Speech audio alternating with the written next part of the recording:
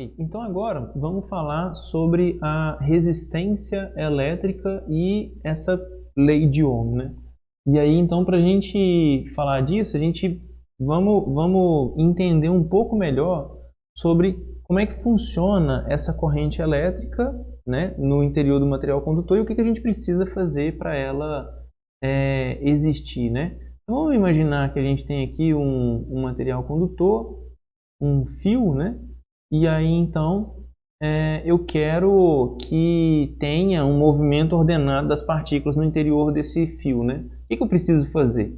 Então, para ter um movimento ordenado, por exemplo, nesse sentido, esse aqui seria o campo elétrico externo. O que eu preciso fazer para esse campo elétrico existir? Então, uma das maneiras para a gente fazer isso é se eu colocar cargas elétricas nas extremidades, né? Então, numa das extremidades eu coloco a carga positiva, na outra extremidade eu coloco uma carga negativa. E aí, então, se eu analiso a diferença de potencial entre esses pontos, né? O potencial elétrico no ponto VA, no ponto A, e o potencial elétrico no ponto B, onde vai ter o ponto VB e o ponto VA, né, o potencial elétrico VB e o potencial elétrico VA, eles vão ser diferentes. Então, por conta de ter essa diferença de potencial, tem esse campo elétrico entre essas extremidades e é então esse movimento ordenado das partículas para se reorganizar, né, para chegar no equilíbrio eletrostático. A ideia é essa. E aí, então, o que acontece? O que acontece é que, ao aplicar essa diferença de potencial no interior de um fio condutor, de agora para frente, de vez em quando eu vou usar DDP, né, para diferença de potencial, onde esse fio condutor ele pode ter uma pequena resistividade ou não, né? Então, mesmo sendo um material condutor, se aquela densidade de partículas, né, onde a gente escreveu a resistividade, que é NE vezes a velocidade de deriva. Então, se essa densidade de partículas é pequena, ou se essa densidade de partículas é pequena, então isso significa que ele não vai ser um bom material condutor, mas também não é um isolante. E aí, então, a gente vai entender ele como sendo um resistor, né? Ele é um material, ele não é um material isolante, mas não é um bom condutor, né? Ele tem uma alta resistividade e isso está relacionado com esse número de partículas que se movem de maneira ordenada ao aplicar o campo elétrico ou então com a corrente elétrica, né? E aí então a gente pode observar que essa corrente elétrica, se a gente aumentar a diferença de potencial, a gente aumenta a corrente elétrica no interior desse material condutor. Por quê? O que significa aumentar a diferença de potencial? Significa aumentar a intensidade do campo elétrico no interior do material condutor. E o que a gente viu é que, como resposta a esse movimento ordenado das partículas, a gente tem o campo elétrico, né? Então, quanto maior o campo elétrico, maior a densidade de corrente, maior o movimento ordenado dessas partículas no interior do material condutor. A gente viu isso na seção anterior ali, que era o seguinte, né? O campo elétrico é a resistividade vezes o vetor densidade de corrente, né? Então, quanto maior o campo elétrico, quanto maior a diferença de potencial, maior vai ser esse movimento ordenado das partículas, né? Maior vai ser a densidade de corrente, maior vai ser a corrente elétrica. Por quê? Porque se a gente imaginar que a secção reta aqui no interior do material condutor continua a mesma, né? Ou seja, a área aqui no interior do material condutor continua a mesma e o módulo da densidade de corrente a gente pode escrever como sendo a corrente sobre a área. Então, se a gente mantém a mesma área e aumenta a densidade de corrente, o módulo da densidade de corrente, a gente aumenta a corrente elétrica. Beleza? Então, a relação entre um e o outro vem daí, né? Tudo vem de aplicar essa diferença de potencial, como consequência a isso, a gente aumenta a gente tem um campo elétrico externo no interior do material condutor. Como consequência disso, passa a ter um movimento ordenado das partículas no interior desse material condutor, a fim de chegar nesse equilíbrio eletrostático, né, elas se reorganizarem e chegar no equilíbrio eletrostático.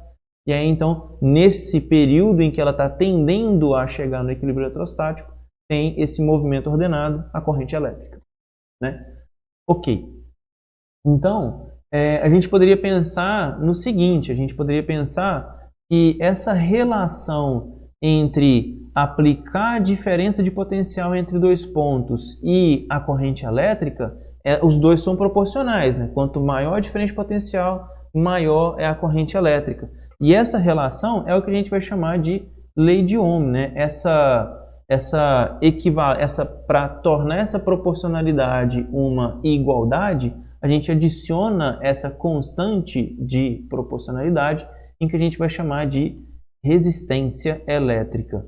Então, a resistência elétrica para um dado material condutor é essa proporcionalidade entre a corrente elétrica observada no material condutor pela diferença de potencial aplicada nas extremidades desse material condutor.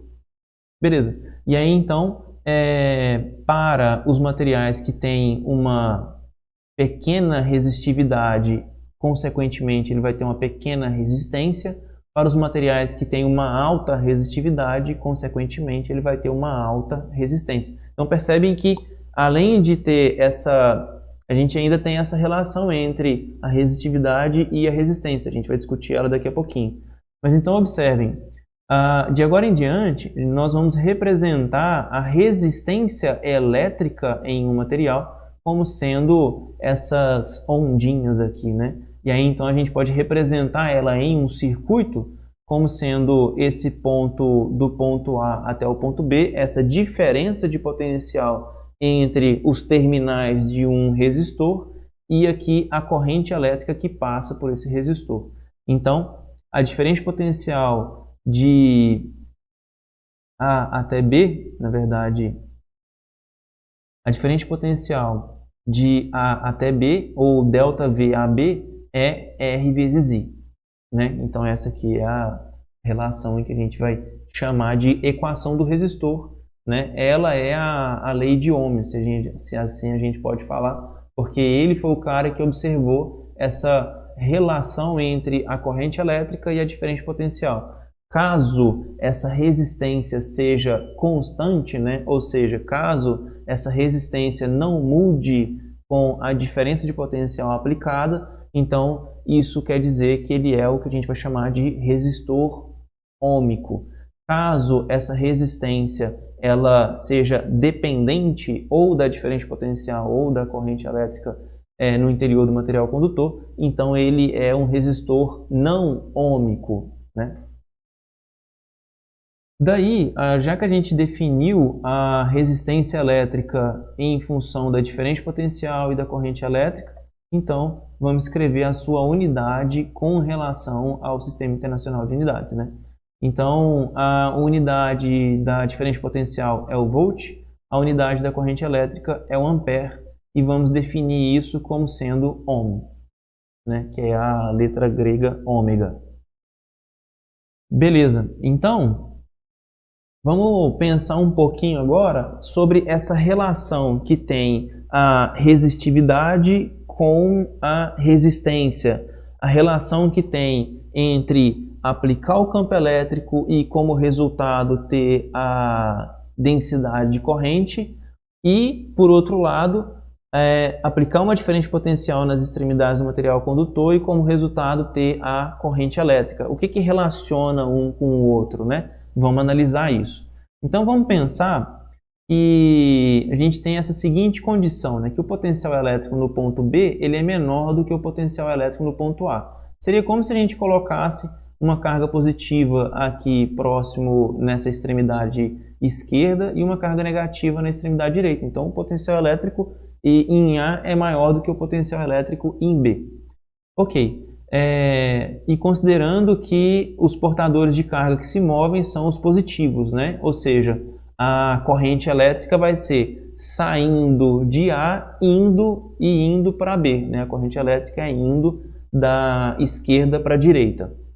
Ok, então, como eu comentei, né? Se a gente imagina como se fosse essa carga positiva na esquerda e a carga negativa na direita, o campo elétrico ele é da esquerda para a direita, né?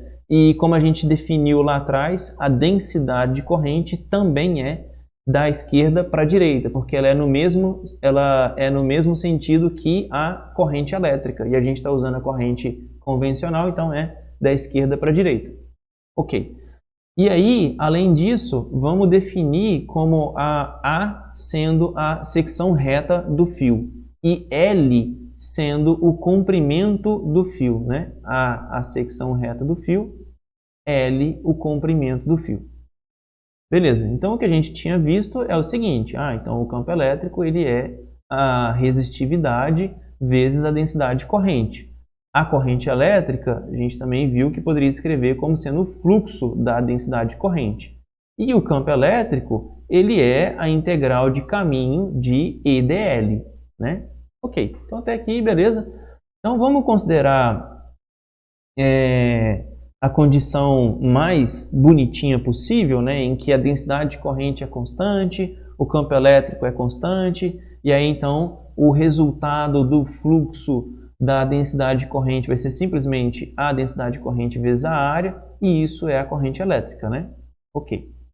Para o campo elétrico, vamos supor que ele também é constante ali no interior do fio, então ele pode sair para fora da integral. O campo elétrico está na mesma direção que um deslocamento, né, para sair do ponto da esquerda e chegar na direita, então a diferença de potencial vai ser E vezes L, né, módulo de E vezes L. Então tá, da equação que a gente tem a relação entre o campo elétrico e a resistividade, a gente tem o seguinte, que módulo de E então vai ser a resistividade vezes o módulo da densidade da corrente, né? Vezes módulo de J. E aí, se a gente substitui o módulo do campo elétrico como sendo a diferença de potencial sobre o comprimento do fio e a densidade de corrente sendo a corrente elétrica sobre a área, então a área da secção reta, então se eu isolo a diferença de potencial, fica assim, né? ΔV é ρL sobre A vezes I. E essa parte aqui, né? ΔV é igual a uma constante vezes a corrente elétrica, a gente já viu ela antes, né? Essa equação é a equação do resistor, né? Para um circuito. Então, esse termo que apareceu aqui, que depende única e exclusivamente do material, percebam, é uma característica intrínseca do material, que é a sua resistividade, o comprimento desse material condutor, dividido por sua secção, a área da secção reta. Então, isso é a resistência elétrica. Então, esse termo é a resistência elétrica. E aí aqui a gente pode reescrever a unidade da resistividade, né? Onde se eu isolar a resistividade na equação anterior, fica a resistência vezes a área sobre o comprimento.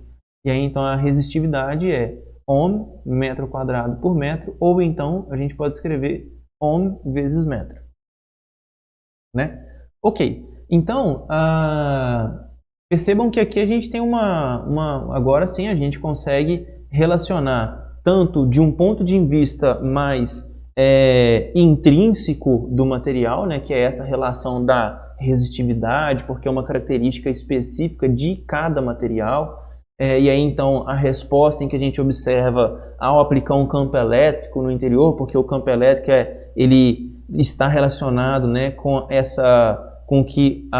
como que as partículas vão se comportar em relação a esse campo elétrico, né, elas vão se mover de forma ordenada. E aí então, como resposta a isso, a gente tem a densidade de corrente, que é esse movimento desse número de portadores das partículas no interior do material condutor. E por outro lado, a gente tem a equação do resistor, que é uma equação, vamos falar assim, macroscópica, né, em que a gente chega ali com um voltímetro, chega ali com um amperímetro e aí então mede macroscopicamente essas grandezas, né? Então a gente consegue relacionar uma coisa com a outra, né? Que é uma informação mais intrínseca do material com uma relação mais geral, né? Mais macroscópica, vamos falar assim. Então, ok, né? Com isso, ok. Daí, a gente também pode definir de maneira conveniente, porque é uma grandeza interessante, o inverso da resistividade, que é a condutividade elétrica. Então, a unidade da condutividade elétrica no SI, né? Aqui, deixa eu colocar no Sistema Internacional de Unidades, é 1 sobre ohm vezes metro. Então, vamos comentar agora sobre a lei de Ohm, em que ela é dada pela equação do resistor, né, num circuito, onde a equação do resistor é a diferença de potencial aplicada nas extremidades desse material condutor, isso é a resistência elétrica vezes a corrente elétrica. Ok, então, se essa resistência elétrica é independente da diferença de potencial aplicada, ou seja, R é constante, esse é o que a gente vai chamar de resistor ôhmico. Ou seja, se eu faço um gráfico da corrente em função da diferença de potencial aplicada nos terminais desse material condutor que tem uma baixa condutividade ou uma alta resistividade, ou seja, um resistor elétrico, então, se isso é independente, o gráfico observado para a corrente em função da diferença de potencial vai ser essa reta, né, que passa aqui pela origem. Então, esse aqui seria um resistor ôhmico, aquele em que a resistência elétrica é constante. Claro que isso é válido para um range, né, para um certo intervalo de valores. Um exemplo de um resistor que não é ôhmico é, por exemplo, um diodo. Por quê? Porque um diodo ele permite a passagem da corrente elétrica somente para a diferença de potencial aplicada de uma maneira específica, né? Então vamos supor que aqui eu defino que quando eu aplico a queda de potencial da esquerda para a direita, isso é uma diferença de potencial positiva. Então, nesse sentido, tem a gente observa a corrente elétrica passando no diodo. Se eu aplico uma diferença de potencial negativa, ou seja, eu inverto os polos, eu faço a queda do potencial elétrico sendo da direita para a esquerda, eu não observo corrente elétrica significativa, né? Então, esse é um resistor em que depende da diferença de potencial, depende do sentido dessa diferença de potencial. Então, ele é um resistor não ôhmico, né? É uma resistência em que é uma função da diferença de potencial elétrico. Beleza? Então, se a gente pensasse de um ponto de vista microscópico, né, mas sem levar em conta influências da mecânica quântica e tal, pensando do ponto de vista em que os portadores de carga são bolinhas, né, que se movem no interior do material condutor, então falar de um resistor ôhmico significa falar dessa resistividade que é constante, né? Então, percebam que aqui a gente tem uma relação direta, né, entre a intensidade do campo elétrico e a densidade de corrente. Quanto maior a intensidade do campo elétrico no interior do material condutor, maior vai ser a densidade de carga, maior vai ser a densidade de portadores que vão se mover, maior vai ser, né, como resultado a isso, para a mesma secção reta do fio, maior vai ser a corrente elétrica. Quanto maior a intensidade do campo elétrico, maior vai ser a diferença de potencial. E aí então a gente tem essas duas visões, né, que representam o comportamento dos portadores de carga nesse material condutor. Então, se a gente pensa agora nesse movimento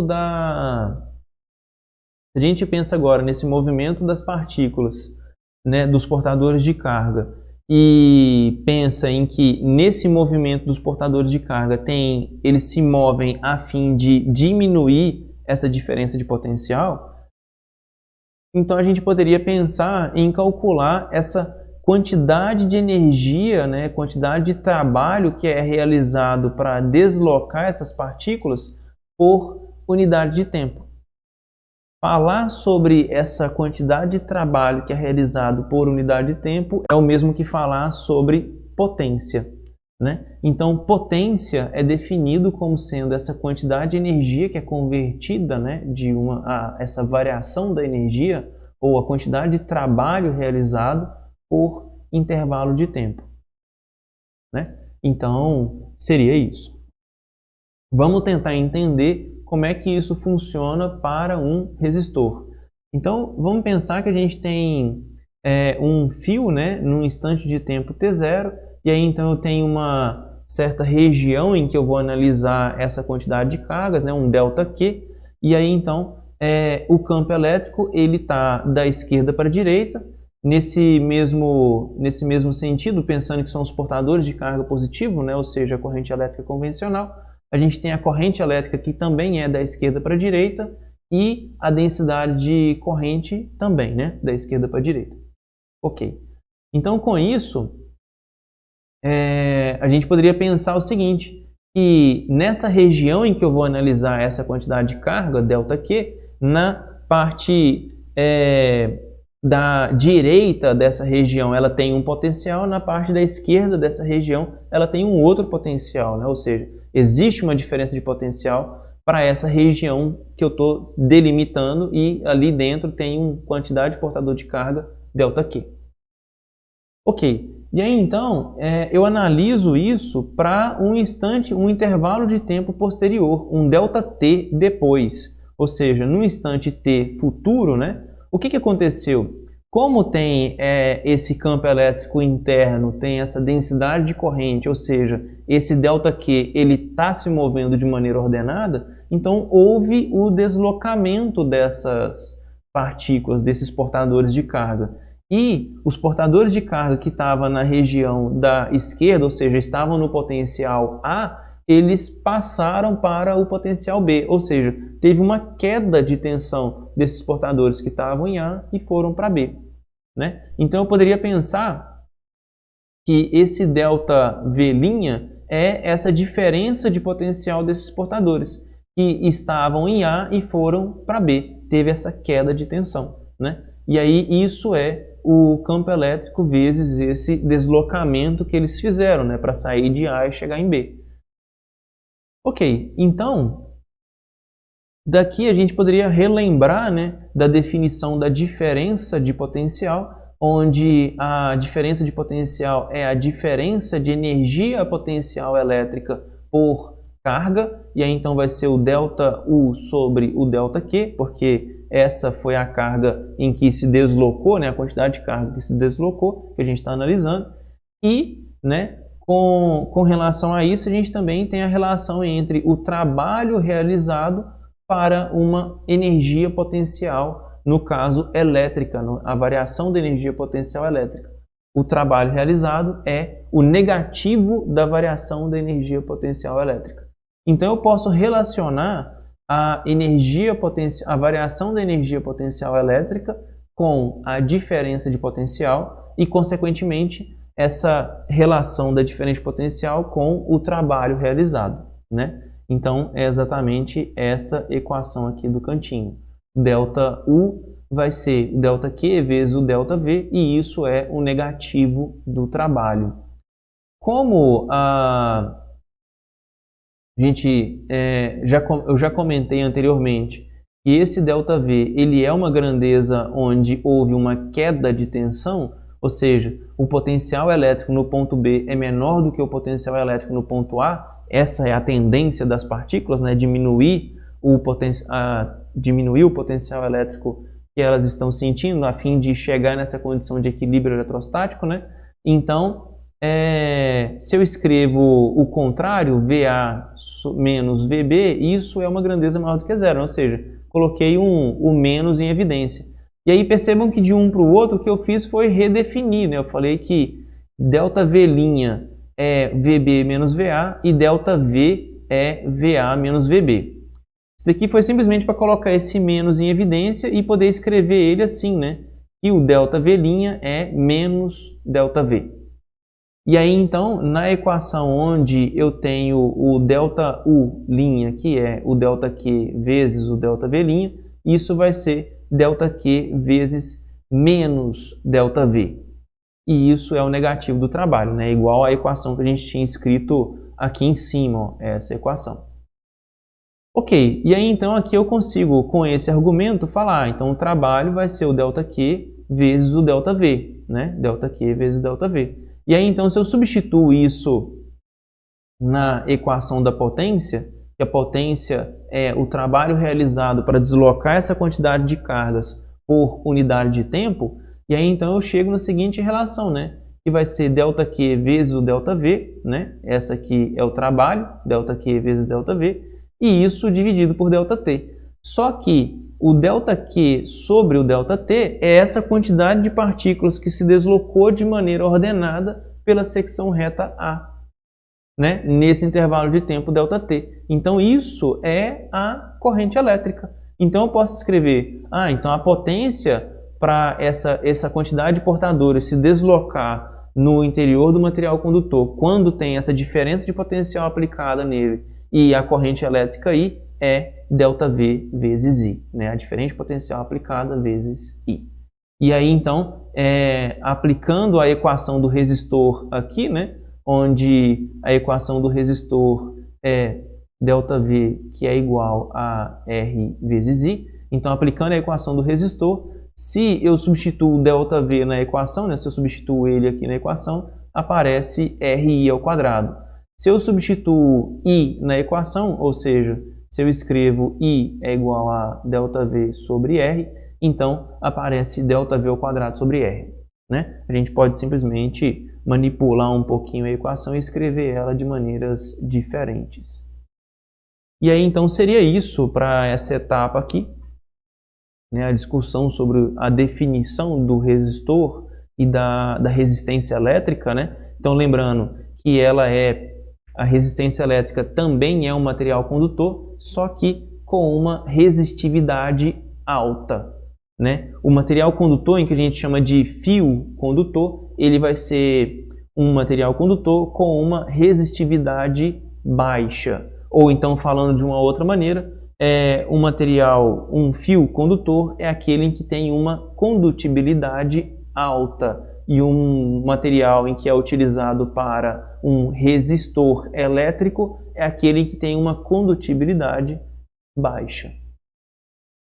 Aqui ficou faltando eu comentar sobre esse ponto aqui do lado, né? Que é o seguinte, lembrando que o trabalho, o que é a função do trabalho? A função do trabalho é para converter um tipo de energia em outro, né? E aí aqui então a pergunta poderia ser assim, então está tendo a variação da energia potencial elétrica, né? Ela está diminuindo na medida que essa quantidade de carga se desloca por conta da diferente potencial aplicada, por conta do campo elétrico no interior do material condutor, do movimento ordenado deles em resposta ao campo elétrico. Tudo bem, tudo certo, né? Mas então se ela está diminuindo, esse trabalho que está sendo realizado, ele está convertendo energia potencial elétrica em quê? Ele está convertendo energia potencial elétrica em aquecimento para o fio. E isso é o que a gente chama de efeito Joule. O efeito Joule é o aquecimento do fio devido a esse choque que as partículas fazem umas com as outras devido a esse movimento ordenado. Como eu comentei, embora elas tenham essa tendência de se movimentar na direção do campo elétrico, elas continuam se chocando umas com as outras, né? E aí, então, como elas passam a ter um movimento ordenado e isso tem lá a sua velocidade deriva, isso vai fazer com que a gente aumente essa quantidade de choque, aumente a temperatura do meio, né? E isso tudo está relacionado com essa resistividade, né? Quanto maior a resistividade, maior vai ser esse aumento na temperatura, maior vai ser esse aquecimento do material devido ao efeito Joule. Seria isso.